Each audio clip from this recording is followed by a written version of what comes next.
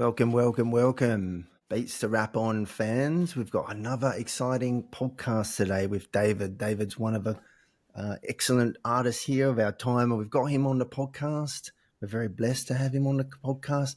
David, why don't you introduce Okay, my yourself? name is David Assomull, half Nigerian, half Punjab Indian. I was born here in Nigeria in a place called Jos Plateau State. I grew up here, schooled here, and then went outside the state to get my first degree in physics and electronics. And while at the university, we're quite okay growing up. My mom loves music, my dad loves music. Grew up in a family with a lot of love for music, but it wasn't really accepted in the family that um, you take music career as a profession. So I think my uncles and then my grandparents never give them that chance to really become what they really desired, like musicians. It was really sad. So I think growing up for me, it was a part of my life. And then, got in university. At the university, I met some friend. His name was Frank Castro. Very fat guy, chubby, very huge, like Biggie. He was reading industrial management, industrial design management, and I was reading physics electronics. And I met him through a friend of mine, and I got to know he was into music. And there it goes. He taught me some skills about rap. But I don't know what he saw in me because I had a girlfriend. He was always like, "Hey, let that girl go, man. Let's go rap, man. Let's go rap, man. I don't like you being a sissy, man. I don't like it." So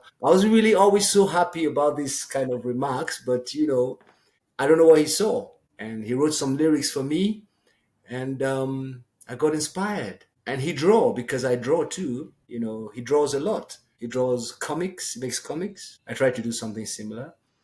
And I've written a book called Land of Gold, storytelling book. So well, the journey has been like that. It's been a dual kind of life. I live trying to fulfill my obligations in my career as an entrepreneur, philanthropist, and likewise also I couldn't let go of the music. After that incident, that meeting, it was crazy because honestly speaking, I don't know what, as if he touched me with something. And to be honest, he quit music. He dropped out of the university and I never knew where he left for again. So it was really hurting because I couldn't reach out to him at this stage. And so I had to do some songs he wrote for me. Like the last song I just released, he actually wrote those songs for me. He wrote the lyrics, and I felt I owe it to him to rap it. It's quite strange. I never loved to rap in that way because, it's kind of deep and, the lyrics are not the conventional, it's really gangster. So, yeah, that's been the journey and it's brought me thus this far. And trying to make sure I keep it real, and I'm happy to know that people love what I do because it's really encouraging. It enables you to put in the hard work and try to become more creative and try to give them something more out of the universe, something from another dimension. And the expression sometimes my friends say, it's not you, that's not you. I have my lady friends, no, it doesn't sound like you. So I think it's something else, but I'm expressing everything that's in there for the music. Yeah. That's so good. That's so good. So we're all super keen to understand that moment, that moment when you said it kind of touched you, Yeah. like changed something in you. Tell us a bit more Yeah, about that, because David. he's always on my heart. I wish I could see him. I wish I could rap all the lyrics now he had. I wish he never taught those books. He never burnt those lyrics because he would have been the next Eminem in the whole world. That guy was really good. And I just don't know what happened. I just don't know. He was a Muslim. He tried to make me convert to Islam and subsequently I couldn't. I had my own views about life.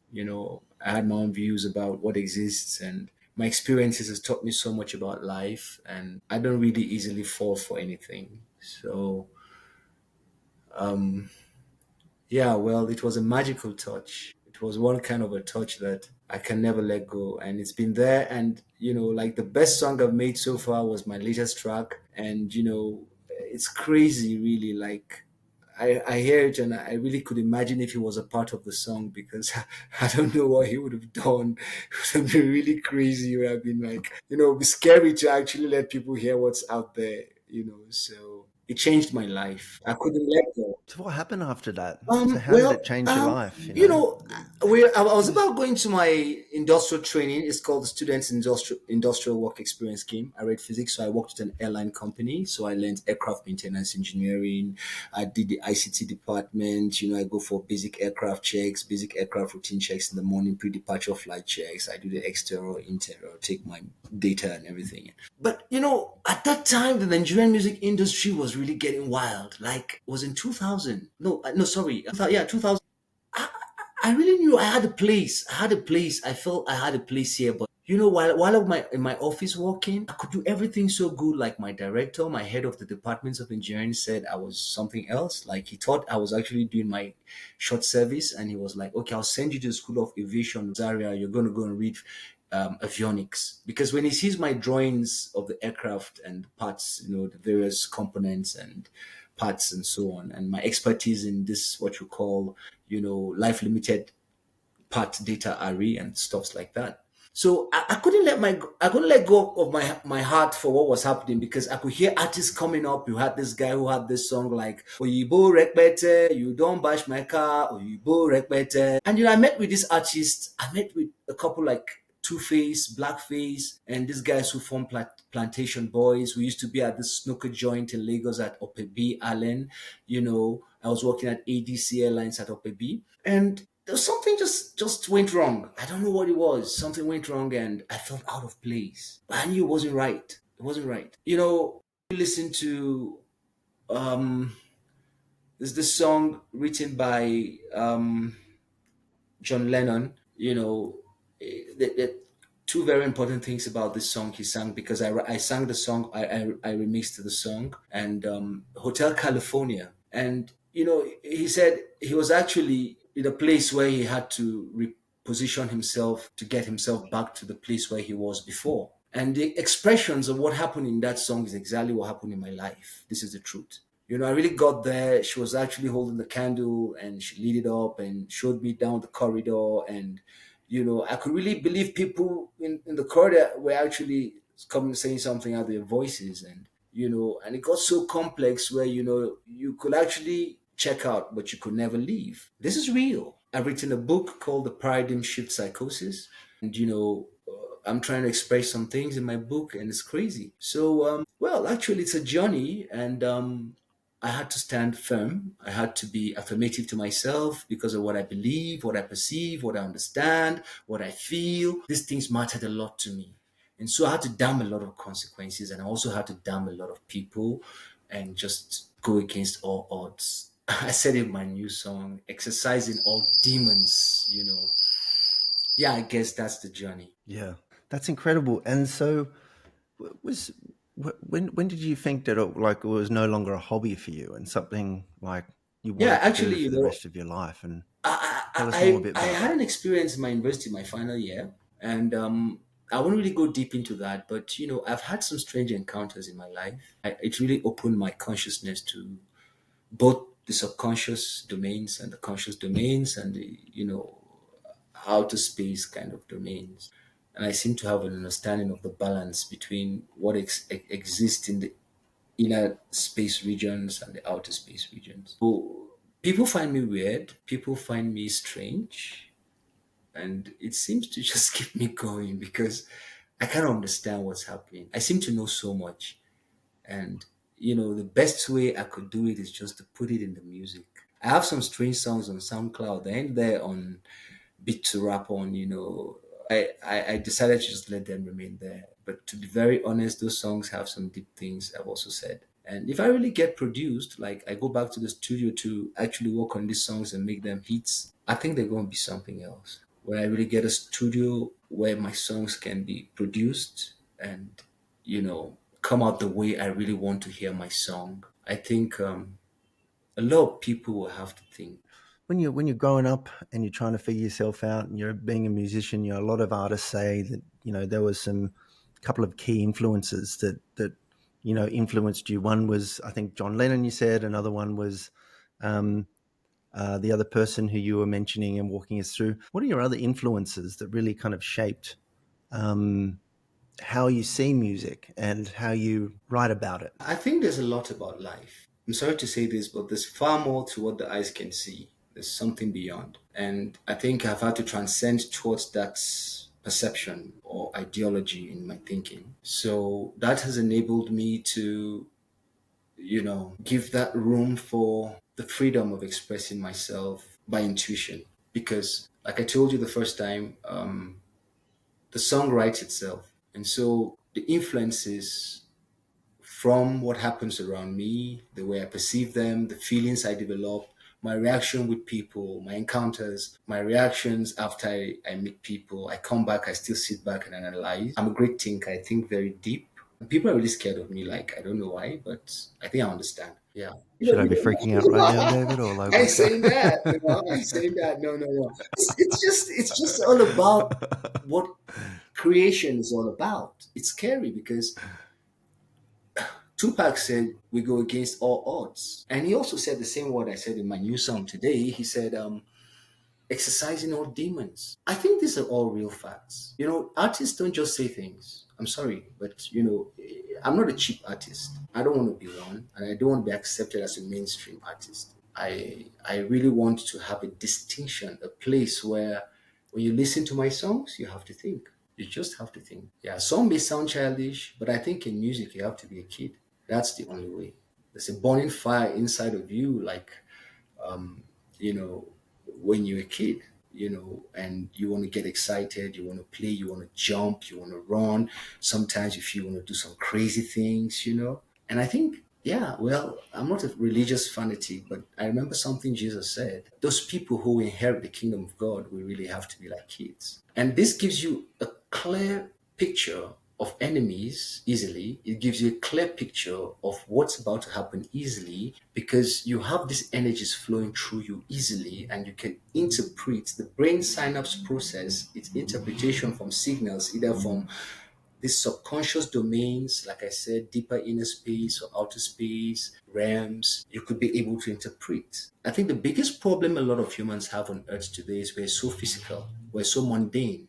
But I think the new race of humans, I call them star seeds. These are people who have a clear consciousness of the signs of times and they're able to interact with the tripartite kind of dimensions or domains or consciousness and still remain at least literally within the same domain because it's very easy to just switch off. And so I think it's a race of people coming. They're going to change this earth. And I think my kids are going to be the first. They're going to have to inherit what I have because I have no choice. I seem to understand people are different. And if you understand who you are, it's not just about singing, but like I said, music is power. It's a different thing. The expressions you have in music are not just ordinary. And so they could change anything based on what the audience is listening to. It could transform, metamorphosize, and then you have a new perception of life. And when I see the trend of my songs on this particular platform called Beats to Rap On, I'm honored and privileged. It's so much gratitude. I feel so much love. I send back so much love to my fans. And to be very honest, I have so much to do. I just want to get a good record label who understands my perception of my kind of music, and let's go there. Yeah, it's interesting you mentioned like there's a lot of papers that have been written over many, many years around, vibration and string theory and, a whole bunch of things like that. And so do you think music, because it has vibration, do you think that is one of the reasons why it has such an impact on people? Yeah, because in physics, we were taught back in my A levels in the university. You have this the resonance effect, where you have two imposing frequencies coming together and resonating. But there's something about this theory that marveled me when I was in my you know first second year in the university. I thought of how could you actually have two frequencies coming together and resonating, and then you have a destructive outcome, and then you have a constructive outcome depending on the nature of the waves creating the frequency, the wavelength, the stuffs. And when they get into synchronous states, some could actually be constructive and some would be destructive. So I think music is like that because depends on where the artist is resonating from, and that's what he's writing. Fuck it. I'm sorry to say this. Fuck it. And that's a big shit, man. And that's why we have a lot of shit on the earth.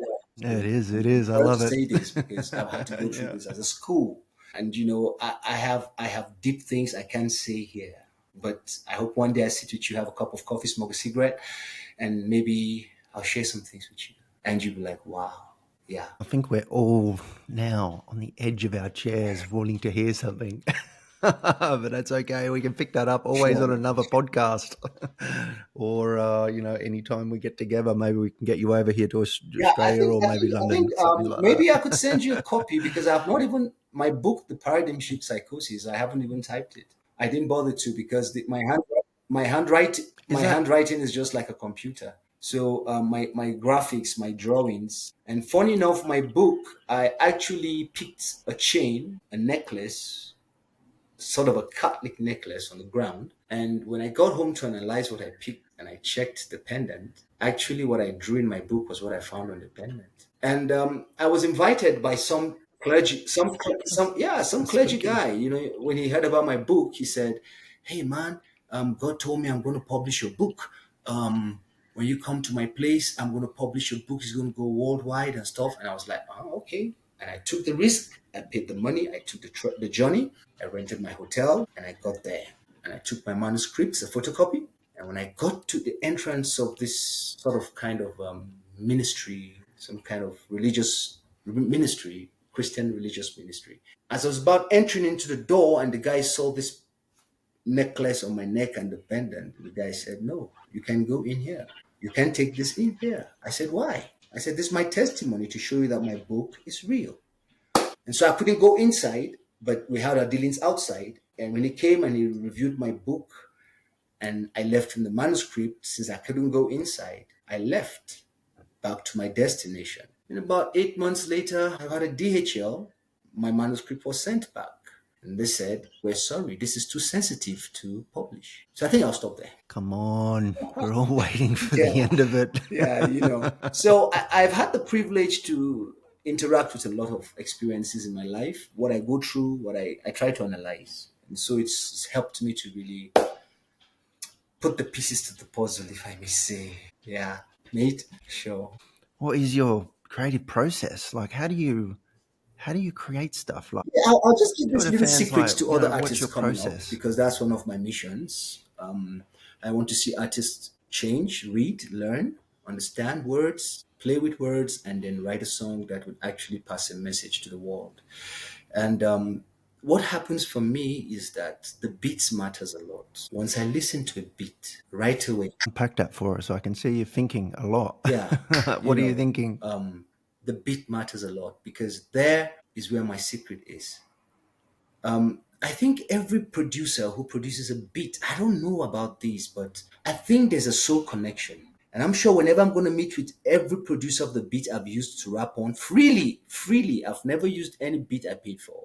I think they're going to appreciate it. They're really going to see, they can give 10 artists to work on that same beat and look back at my song and let's see who goes on it right, goes on it real right. So the work is hard. The sleepless night is there. The terrorizing experiences, the dreams, the visions is there. They all spice it up. So like I said, some of my songs on SoundCloud, if you listen to some of them, yeah, you're going to really know that, there's something out there that influences us here. And I think it's selected people. Truly, there's some selected people for this. Tell us about some of these visions you're talking about as part of your Okay, creative I'll share process. this You to the mentioned whole it's world. hard. I'll There's share some this to the whole visions. world. It's kind of a bit of Yeah, I think this will be turmoil. spooky, really spooky, but I'll share this. Yeah. I delved into Islam at some point in time, and I had the privilege to read the Quran, and because of my friend I told you about.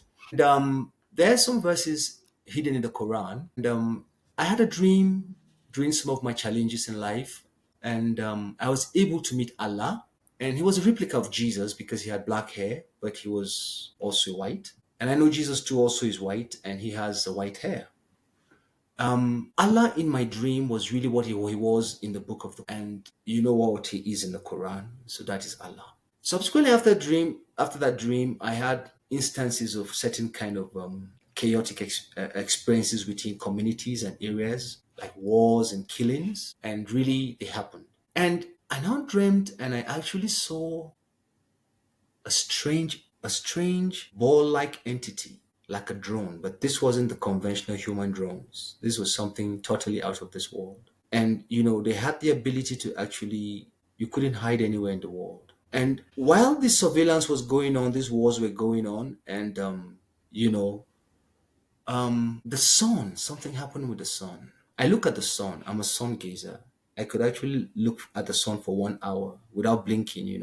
I use the sun as a source of energy, and I also believe in the primordial state of every Wow. universe contributes some signals to the human entity, those who are chosen to actually. So just can you just for the listeners just unpack what that means? Okay, what I'm trying to say here is there's this belief I have about the human DNA, and I think we're not using the right capacity of the human DNA. I think we're weak. I think we're deactivated. I feel some DNA strands are missing. And I believe this is done purposely by some alien race, probably some entities that we really have no understanding of their level of intelligence, or some do, but I don't know, some imperatives. And, at least they tampered with the DNA, and today we're not resonating at that frequency that what we're expected to be resonating at right now, because humanity now is transforming. We're going like the cartoons, we're going like the manga cartoons, we're going like the Mavericks. Really, they're coming to be. I really believe that these things are going to happen. I believe we're going to encounter things very soon. I believe superhumans will come to be, and I think it starts from people like us. We have to know this on the good side, because it's going to be the bad side. So if you're going to be on the good side, you got to be really super strong. Got to be really super intelligent. Got to be really super smart. Really super smart. Like, you have to sense every vibrational signal, every vibrational energy, everything. You have to resonate, filter. Like I said, those that are constructive, those that are destructive. You have to be sensitive. People you meet, people you touch, people you react, what you eat. It's a real superhuman capacities that we have to develop. It's actually embedded in us. Those DNAs have to be reactivated. And some of these exercises I do, like sun gazing, stargazing at night. I see a lot of things. Fishing, and so on. Then you have time for meditation. Put all these informations together, filter, and get to understand what the signs of the times are saying. You know, yeah. That is one incredible creative process right there, David. That's super deep, and I'm clearly nowhere near as smart as you. And, I kind of half understood a little bit of that. I'm not sure what our followers are doing, but that was so deep. Sounds like you've got much more of an understanding on all of this than any of us. And person. But getting back to the music, and by the way, do you have any of the books? Have you published any of the Yeah, I books have Land of online where Gold people can find online. You could them? see it on yeah, I could send those links. I can't remember, on 2, 3 platforms, but they're not published because they need further, you know, publication procedures like editing and things like that. I got a contract in India to get it edited and published, and then have it on soft copies on the Amazon platforms, downloadable platforms. But yeah, well, like I said, I'm an entrepreneur, so I run a company, and it's quite challenging here in Nigeria because the financing is really. I build dehydrators. I'm into the agro processing line. I build machines like dehydrators, fish dryers, fuel efficient stoves, and what we try to do is empower the grassroots farmers to save food security, for safety and security, and also be able to transform most of this perishable farm produce into a more secure food that could last and be more having a much longer shelf life. So these are some of the things that my finances go into. So the music has just remained a hobby. But now that I'm seeing people like it, like I have a song that was actually signed for a distribution with a record label, with a distribution label called Unchained Music in Nevada, USA. But I wanted to shoot the video for the song, and it's been so expensive, like 6 million naira. And I've written the script; it's a solid script. I would love to have a good manager, in my music. I'll make life easy for any person working with me because I think I have what it. So let's dig into that a little bit. So do you freestyle write? Do you do I do both? freestyle. I do freestyle Do a lot. you Freestyle is yeah my. I could um just listen to some kids playing out there, and the next thing I hear them saying becomes a song. It's as if it's a message. Yeah. that's I'm very So sensitive to cool. sound too. So Yeah. I've got a hard question for you, right? This is a hard question for you. How do you know when a song is finished? Yeah, for me, the beats, the beats. Yeah, It's tough. I know. It's like the beats. When I write a song, when I'm hearing the beats, I'm writing the song. Every part of the beats define the song. I'm very sorry to say this. It's just like a block. I have, like a okay, program. I have blocks.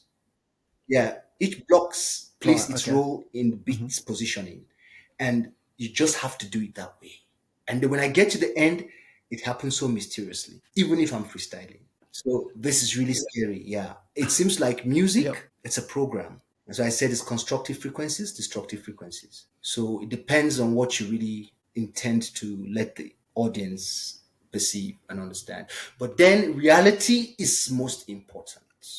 When I say reality, I'm not talking here about just saying these words the way they are. There's something about what those words mean in the song. They drive a fire, they drive a passion, they drive an expression. You're trying to say something using those words. So the gravity, the weight of the words must carry its position on the beats. And when that happens, you write a song that never dies. I've been on SoundCloud for over 10 years, and let me tell you, I've been the top best artist without signing, without anything.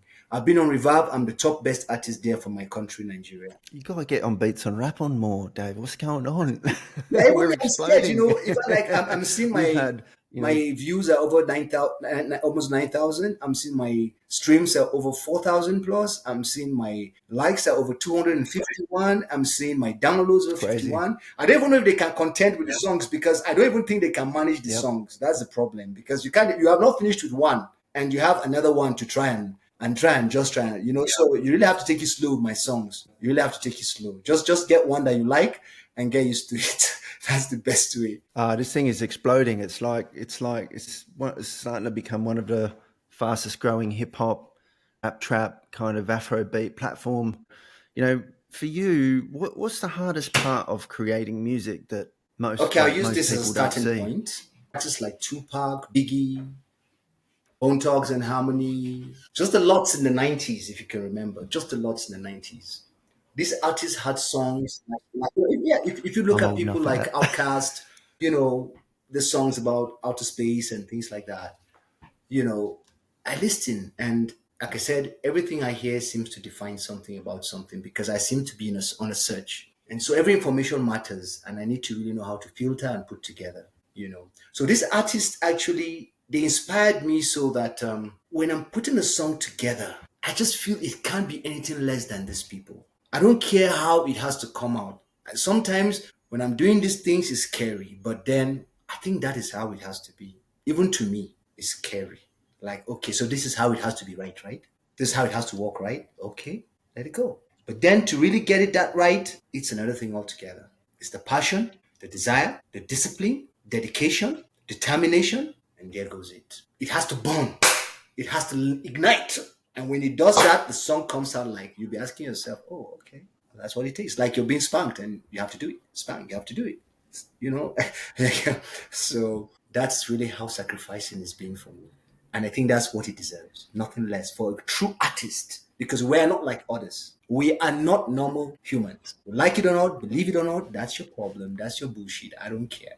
But I know it. And it's a privilege and honor from the creator to make people like us and make us to enlighten people like us to make the right networking and connection and ignite the world and see where this energy can really do and take us to. Yeah. Mate, you gave me chills. I love it. It's bloody awesome. I mean, you've got so much experience here. What's been the biggest lesson that you've learnt in the business side of music so far? Trust no one. First of all, trust no one. Like they say, keep your enemies close. Friends close and enemies closer, right? So Yeah. I think that was that Sun Tzu or something? I I can't really, remember who actually yeah, said that, but I yeah, think he's most got importantly a is lot of good ones. my experiences have taught me that we're loners. We're meant to be alone. We're actually a downloading chamber.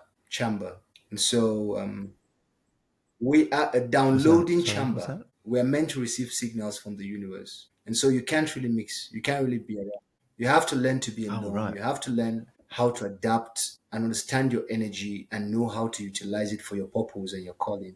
Because if you don't, you live a totally miserable life, and that could be really terrible. I remember someone I met in India. He said, "David, I know you're an entrepreneur. I know you're a philanthropist. You have an NGO, Read, Learn, and Grow Literacy Organization of Nigeria. You want to improve the reading culture in Nigeria. You have a company called Jesse J International Limited. You want to do this like contractors. You want to do this like agriculturists. You want?" I say, "Yeah." He said, "But David, I have to tell the truth. Your calling is far more than this." And I think really it's true. So I think the music is the only way I have been chosen to express what is out there. And I hope I could be used more by the universe for this.